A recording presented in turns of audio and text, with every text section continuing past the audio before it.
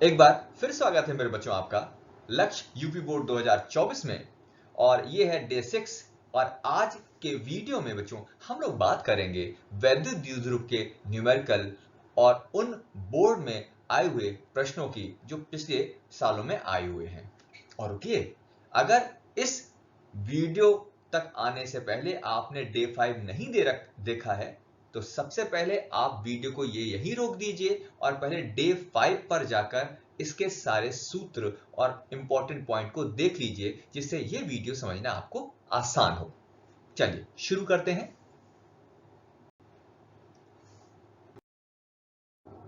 यह है question number 1 जो बोर्ड एग्जाम में 2015 में पूछा गया। क्वेश्चन में साफ दे रखा है कि अपने पास 5 कूलाम का एक आवेश है या 5 कूलाम के दो आवेश बराबर और विपरीत, यानी एक आवेश है प्लस का 5 कूलाम है और जो दूसरा आवेश है वो है माइनस का 5 कूलाम। और ये दोनों आवेश एक दूसरे से, जैसा कि प्रश्न में लिखा है, 3 सेंटीमीटर की दूरी पर है। कितनी दूरी पर है? 3 सेंटीमीटर। तो इनका वैद्युत द्विध्रुव आघूर्ण ज्ञात करना है, यानी ये तो हो गया आवेश और ये हो गई इनके बीच की दूरी। तो जैसा हमने पहले पढ़ा हुआ था मेरे बच्चों, वैद्युत द्विध्रुव जो आघूर्ण होता है वो किसके बराबर होता है? वो बराबर होता है आवेश गुणा आवेशों के बीच की दूरी। आवेशों के बीच की दूरी। अब आवेशों के बीच की दूरी, तो आवेश कितना हो गया मेरे बच्चों? 5 कूलाम हो गया और इनके बीच की दूरी हो गई 3 सेंटीमीटर। लेकिन क्योंकि सेंटीमीटर है इसलिए इसको मीटर में बदलना आवश्यक होगा। इसको गुणा कर दोगे आप -2 से, तो ये आ जाएगा 15 गुणा 10 की घात -2। और मात्रक क्या हो जाएगा मेरे बच्चों? आवेश का मात्रक हो जाएगा कूलाम और दूरी का मात्रक हो जाएगा मीटर। तो इसका मात्रक हो जाएगा कूलाम मीटर। चलिए अब चलते हैं दूसरे क्वेश्चन पर।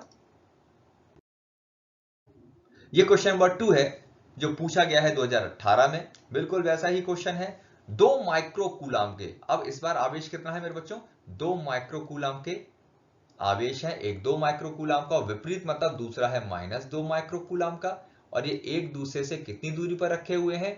ये एक दूसरे से ये भी 3 सेंटीमीटर की दूरी पर रखे हैं। ठीक है, आप सबसे पहले समझो मेरे बच्चों, ये जो Q आपको दे रखा है माइक्रो कूलाम, तो माइक्रो कूलाम का मतलब होता है Q को बदलोगे आप 2 गुणा 10 की घात -6। माइक्रो कहीं भी अगर मेरे बच्चों आएगा तो आपको गुणा करना है उसको 10 की घात -6 से। अच्छा, 3 सेंटीमीटर है तो 3 सेंटीमीटर को कैसे बदलोगे? 3 गुणा 10 की घात -2। ठीक है, अब वैद्युत द्विध्रुव आघूर्ण का सूत्र क्या होता है मेरे बच्चों? ये होता है आवेश गुणा, अभी जैसे लिखा था, आवेशों के बीच की दूरी। अच्छा, आवेश कितना होगा मेरे बच्चों? ये आ जाएगा 2 गुणा 10 की घात -6 और आवेश के बीच की दूरी मतलब 3 गुणा 10 की घात -2। तो जब गुणा करोगे 3 दूनी हो जाएंगे 6, 6 गुणा 10 की घात -8 और मात्रक हो जाएगा कूलाम मीटर। C बड़ा और M बड़ा, कूलाम मीटर। ठीक है, अब ये जो तीसरा क्वेश्चन है ये 2017 में पूछा गया है और ये आपको होमवर्क में करना है, ये आपका गृह कार्य है। 2 क्वेश्चन जो मैंने आपको कराए, तीसरा क्वेश्चन बिल्कुल इसी से मिलता जुलता है। बस ध्यान रखिएगा, जहां लिखा हुआ है 1 माइक्रोकूलाम, तो 1 माइक्रोकूलाम मतलब 1 गुणा 10 की घात -6 होगा। और 2 मिलीमीटर जो दूरी दे रखी है मेरे बच्चों, दूरी 2 मिलीमीटर का मतलब 2 गुणा 10 की घात -3 मीटर। जहां मिलीमीटर होता है उसको गुणा करते हैं 10 की घात -3 से। तो मैं आपके उत्तर का वेट करूंगा, आप इसका उत्तर मुझे कमेंट में भेजिएगा।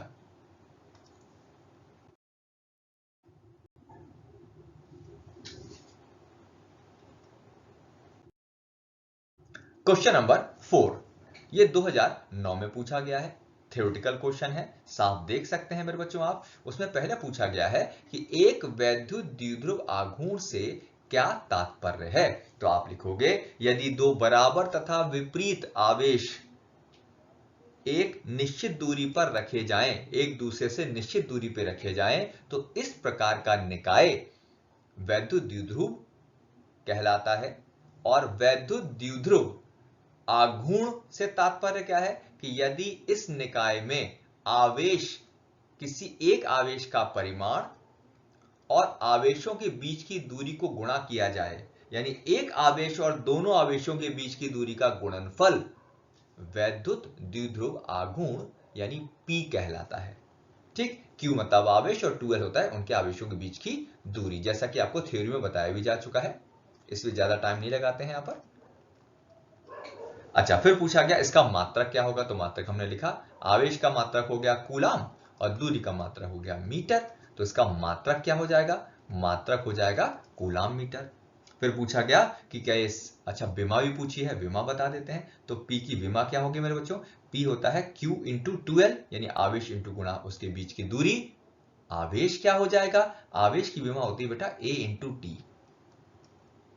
आवेश की विमा क्या होती है, A इंटू टी। A मतलब एम्पियर और T मतलब हो जाएगा समय, टाइम, और दूरी मतलब L, तो इसकी विमा हो गई बेटा ATL।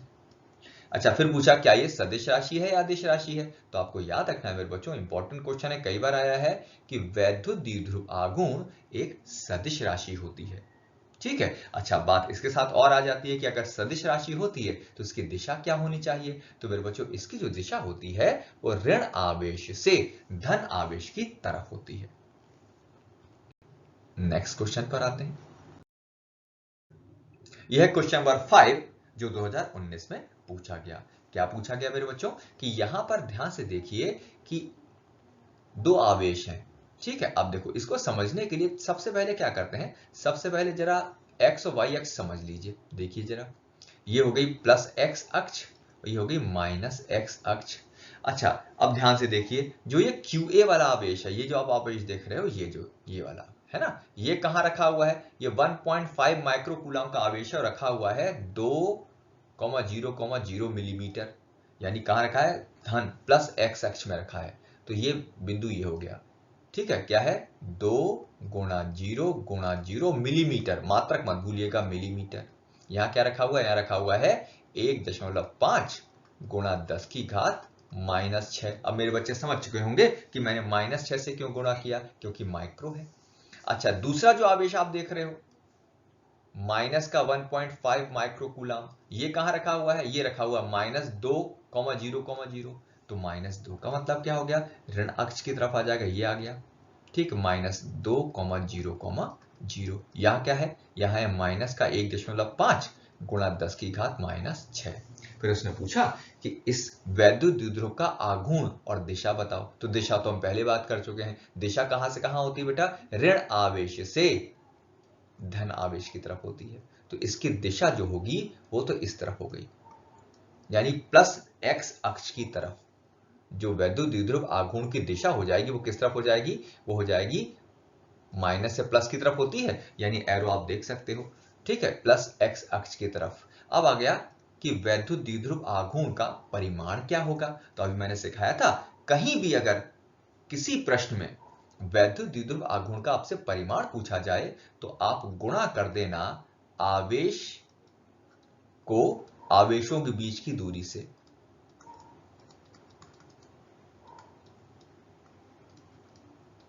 बीच की दूरी। अब आवेश कितना हो गया मेरे बच्चों, आवेश की अगर बात करोगे तो आवेश तो हो गया 1.5 गुणा 10 की घात -6। यहां परिमाण लिखा जाता है, प्लस माइनस से कोई मतलब नहीं। और उनके बीच की दूरी, अब ये बड़ा इंपॉर्टेंट प्रश्न है मेरे बच्चों, बीच की दूरी कितनी है। देखो यहां से चलोगे तो चलोगे 2 मिलीमीटर, और फिर आप यहां चलोगे तो भी आप चलोगे 2 मिलीमीटर, तो इधर भी 2 मिलीमीटर, इधर भी 2 मिलीमीटर, तो कुल दूरी कितनी हो गई, 2 इधर और 2 इधर, तो कुल दूरी हो गई बेटा 4 मिलीमीटर, और मिलीमीटर का मतलब 10 की घात -3। अब 15 को 4 से गुणा करोगे तो 15 चौके होते हैं 60, यानी, और एक के बाद दशमलव लगा दो, और गुणा 10 की घात कितना होगा बेटा, -9। मात्रक क्या हो जाएगा, कूलाम मीटर। ठीक है, इंपॉर्टेंट क्वेश्चन है। नेक्स्ट, बिल्कुल ऐसे ही दूसरा क्वेश्चन देखते हैं। ये क्वेश्चन नंबर 6 है जो एनसीईआरटी में दे रखा है, बिल्कुल ऐसा ही क्वेश्चन है। ठीक है, अब बिल्कुल ऐसा ही क्वेश्चन है और मैं चाहता हूं कि देखो यहां मेरा मेन मोटिव क्या है बेटा, आपको चीजों को सिखाना। तो यहां पर ये क्वेश्चन आपको स्वयं करना है। देखो एक क्वेश्चन मैंने करा दिया, बिल्कुल ऐसी क्वेश्चन है। यह क्वेश्चन आपको गृह कार्य में करना है और मुझे इसका आंसर आप भेजना। देखो मेरे बच्चों, अगर आप केवल वीडियो में देखोगे साथ में क्वेश्चन भी करते जाओगे तभी मुझे मालूम चलेगा कि इस वीडियो के थ्रू आप चीजों को सीख रहे हो या नहीं। तो इसका क्वेश्चन का आंसर जरूर सेंड करके भेजना, एनसीईआरटी का इंपॉर्टेंट क्वेश्चन है। ठीक है, मैं आपके आंसर का वेट करूंगा। अब है क्वेश्चन नंबर 7, ध्यान से देखिए। 4 गुणा 10 की घात -9 कूलाम मीटर, ये सेंटीमीटर मत समझ लेना, ये सेंटीमीटर नहीं है, ये कूलाम मीटर। तो 4 गुणा 10 की घात -9 कूलाम मीटर द्विध्रुव आघूर्ण का कोई वैद्युत द्विध्रुव। तो यहां पर बेटा P यानी वैद्युत द्विध्रुव आघूर्ण कितना दे रखा है, 4 गुणा 10 की घात -9 कूलाम मीटर। कोई वैद्युत द्विध्रुव 5 गुणा 10 की घात 4 न्यूटन प्रति कूलाम, यानी वैद्युत क्षेत्र कितना है मेरे बच्चों, न्यूटन प्रति कूलाम, मतलब वैद्युत क्षेत्र है 5 गुणा 10 की घात 4 न्यूटन प्रति कूलाम के एक वैद्युत क्षेत्र में। क्षेत्र से एक समान वैद्युत क्षेत्र की दिशा से 30 डिग्री के कोण पर संरेखित है। देखो यहां लिखा है ना, कोण कितना दे रखा है, ये आप कोण देखो जरा क्या दे रखा है, 30 डिग्री के कोण पर संरेखित है, यानी 30 डिग्री का कोण बना रहा है। तो 30 डिग्री का कोण बना रहा है तो थीटा का मान कितना हो गया मेरे बच्चों, 30 डिग्री। तो उसने क्या पूछा, बल आघूर्ण का मान ज्ञात करो।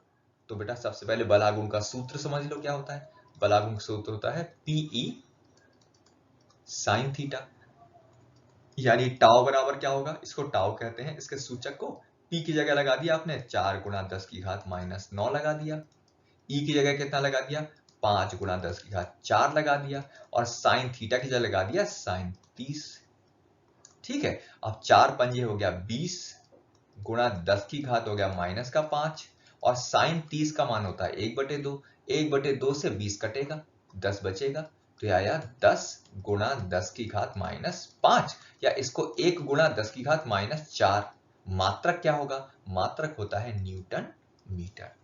ठीक है, तो बलागुण का मान कितना हो जाएगा, न्यूटन मीटर। ये भी एनसीईआरटी का एक इंपॉर्टेंट क्वेश्चन है। नेक्स्ट आते हैं, अब देखिए यहां पर क्या दे रखा है, क्वेश्चन में दे रखा है कि एक बिंदु आवेश पर वैद्युत द्विध्रुव के कारण बल निर्भर करता है। अब बड़ा क्वेश्चन इंपॉर्टेंट सा है। अगर मान लो मेरे पास मेरे बच्चों ये एक मेरे पास वैद्युत द्विध्रुव है, ठीक है, जिस पर एक प्लस है और एक पर माइनस क्यू आवेश है, तो इसके कारण अगर मैं क्या निकालूं, अगर मैं यहां पर वैद्युत क्षेत्र की तीव्रता निकालूं, चाहे अक्षीय कह दूं और चाहे निरक्षीय कह दूं, फिर से वीडियो नंबर 5 में अच्छे से मैंने बताया है। तो यहां पर किसी वैद्युत द्विध्रुव के कारण जो वैद्युत क्षेत्र होता है मेरे बच्चों, वो अनुक्रमानुपाती होता है 1/r⁻³ के। किसी वैद्युत द्विध्रुव के कारण जो वैद्युत क्षेत्र है वो किसके अनुपाती है बेटा, E अनुपाती है 1/r³ के।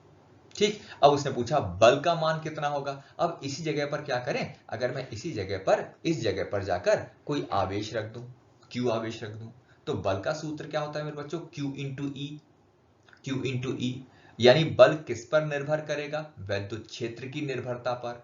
अब क्योंकि वैद्युत क्षेत्र दूरी के 1/3 घात यानी 1/r³ के समानुपाती है, तो मेरे बच्चों बल भी 1/r³ के समानुपाती होगा। यानी इस प्रश्न का सही जो उत्तर है वो क्या होगा, उत्तर नंबर सी, ये इसका सही आंसर होगा कि किसी वैद्युत द्विध्रुव के कारण किसी आवेश पर जो बल लगता है वो बल दूरी पर कैसे निर्भर करेगा, F अनुक्रमानुपाती 1/r³ के साथ। नेक्स्ट क्वेश्चन है, बड़ा सिंपल सा प्यारा सा क्वेश्चन है। क्वेश्चन पूछा गया आपसे कि वैद्युत क्षेत्र E में P आघूर्ण वाले द्विध्रुव पर लगने वाले बल आघूर्ण। तो सीधे 2002 दो बार क्वेश्चन आया, 2018 में भी आया है और 2019 में भी क्वेश्चन आया है। तो सीधे सूत्र पूछा है कि टाउ वेक्टर किसके बराबर होता है, तो आपको याद रखना है टाउ वेक्टर होता है P क्रॉस E के। यानी सीधे सूत्र आ गया, यानी इसका सही आंसर क्या होगा मेरे बच्चों, इसका सही आंसर हो जाएगा बी। नेक्स्ट, इस क्वेश्चन को ध्यान दीजिएगा। एक वैद्युत द्विध्रुव जिसकी लंबाई, अब जब लंबाई कह रहा है तो वैद्युत द्विध्रुव की लंबाई का मतलब जानते हो आप मेरे बच्चों, वैद्युत द्विध्रुव की लंबाई अगर कही जा रही है तो इसका मतलब दोनों आवेशों के बीच की दूरी है। कोई कहे वैद्युत द्विध्रुव की लंबाई, यानी वैद्युत द्विध्रुव की लंबाई का मतलब है दोनों आवेशों के बीच की दूरी। और ये क्या दे रखा है, ये वैद्युत क्षेत्र दे रखा है इन्होंने, ई हो गया एक तो। ये क्या दे रखा है, कोण दे रखा है थीटा। और ये क्या दे रखा है, इतना बल आघूर्ण लगता है, यानी ये दे रखा है टाउ। तो द्विध्रुव के द्विध्रुव आघूर्ण की गणना करो। देखो बड़ा सिंपल सा क्वेश्चन है, थोड़ा क्वेश्चन को घुमा दिया इन्होंने, ठीक है। कैसे, देखो सुनो, यहां पर सबसे पहले देखो क्या होगा, अभी सूत्र पढ़ा था हमने, ये होता है पीई साइन थीटा, और ये 2018 में क्वेश्चन आया है। अब इसमें वैद्युत द्विध्रुव आघूर्ण की गणना करो, यानी पी बताना है। तो पी क्या हो जाएगा, टाउ बटे ई साइन थीटा। अब ये कितना होगा, टाउ कितना है, यानी बलागुण कितना है, देख सकते हो आप, बलागुण है 9 गुणा 10 की घात -2, ठीक है। और इसको भाग किससे करते हैं अपन लोग, ई मतलब हो गया 10 की घात 4 और साइन 30, 9 गुणा 10 की घात -6 हो जाएगा, 6 समझ आ गया, 4 ऊपर जाके -6 हो जाएगा। और साइन 30 का मान होता है 1/2, तो 2 ऊपर पहुंच जाएगा, यानी 18 गुणा 10 की घात -6 कूलाम मीटर। यानी क्या हो जाएगा, इसका वैद्युत द्विध्रुव आघूर्ण जो होगा वो होगा 18 गुणा 10 की घात -6। हाँ, अब इसमें देखो बड़ी मजेदार वाली चीज है, इसमें किसका हमने यूज ही नहीं किया, इसमें जो वैद्युत द्विध्रुव की लंबाई है इसका कोई यूज हुआ ही नहीं। ठीक, इसी क्वेश्चन में अगर वो कहता कि हमें आवेश का मान भी बताओ तो इसकी जरूरत पड़ती। कैसे जरूरत पड़ती, अगर वो कहता है इसमें कि हमें आवेश का मान बताओ तो हम लोग क्या करते मालूम है, हम लोग सीधे सीधे क्या करते, इसमें लगाते P बराबर क्या लगाते, आवेश गुणा बीच की दूरी। अब P का मान तो निकाल लिया हमने, 18 गुणा 10 की घात -6। आवेश हमें निकालना होता और 12 की जगह क्या लगाते, ये लगाते 4 गुणा 10 की घात -2, तो इससे क्यू आ जाता, लेकिन क्यू पूछा नहीं तो इसकी कोई जरूरत है नहीं। ठीक है, चलिए नेक्स्ट। अब यहां पर इस क्वेश्चन को भी ध्यान से देख लेते हैं, ये 2018 में क्वेश्चन आया, लास्ट क्वेश्चन है। अब आवेश क्या दे रखे हैं, देखो एक आवेश क्या दे रखा है, 1 गुणा 10 की घात -6 का एक आवेश है, और दूसरा आवेश क्या है बेटा, -1 गुणा 10 की घात -6, बराबर विपरीत आवेश है, और एक दूसरे से कितनी दूरी पर है, 2 सेंटीमीटर। ठीक है, और इनको किस में रखा गया है, इसको वैद्युत क्षेत्र में रखा गया है। ठीक है, कितने वैद्युत क्षेत्र में रखा गया है, 1 गुणा 10 की घात 5 वोल्ट प्रति मीटर। अब वो कह रहा है स्थायी संतुलन की अवस्था में, बड़ा इंपॉर्टेंट वर्ड है, स्थायी संतुलन की अवस्था में स्थितिज ऊर्जा बताओ। तो सबसे पहले तो यार ये जान लेते हैं कि यार स्थायी संतुलन क्या चीज होती है। तो जब कभी कोई भी वैद्युत द्विध्रुव कैसे रखा जाए, जब कभी भी कोई वैद्युत द्विध्रुव मेरे बच्चों इस तरह से रखा जाए कि वैद्युत द्विध्रुव आघूर्ण यानी P और वैद्युत क्षेत्र E दोनों एक ही दिशा में हो, यानी इनके बीच का कोण कितना हो मेरे बच्चों, 0 डिग्री हो, तब ये स्थायी संतुलन की अवस्था कहलाती है। ठीक है, अब स्थायी संतुलन पूछा गया कि इसकी ऊर्जा क्या होती है, तो बेटा ऊर्जा का सूत्र होता है माइनस का Pe cos थीटा। जब उसने कहा स्थायी संतुलन, तो स्थायी संतुलन का मतलब थीटा कितना लगा दोगे, 0 लगा दोगे, तो U बराबर कितना हो गया, माइनस का Pe, और माइनस का P की जगह क्या लगा देना है, आवेश गुणा, अब P तो निकालना पड़ेगा तो यहां P निकाल लेते हैं अपन लोग। P मतलब क्या होगा, आवेश गुणा उनके बीच की दूरी, तो आवेश तो हो गया 1 गुणा 10 की घात -6 और बीच की दूरी 2 सेंटीमीटर, यानी 2 गुणा 10 की घात -2। तो इसको गुणा करेंगे तो P कितना आ गया, 2 और 1 की गुणा तो 2 आ गई, और गुणा में घात हो गई -8, और E कितना दे रखा है, 1 गुणा 10 की घात 5, तो सॉल्व करने पर आ गया 2 गुणा 10 की घात -3 जूल। ठीक है मेरे बच्चों, तो इतना ही। नेक्स्ट वीडियो में हम वैद्युत फ्लक्स पे बात करेंगे। अगर ये वीडियो आपको अच्छा लगा हो तो उसको शेयर कर दीजिएगा, लाइक जरूर कर दीजिएगा, और हाँ, ये मुझे जरूर बताइएगा कि इस बार जो मैंने वीडियो का जो मेथड है थोड़ा बदला है, ये आपको ज्यादा सही लगा या पहले वाला ही तरीका सही था, तो मुझे कमेंट करके बताइएगा आप लोग।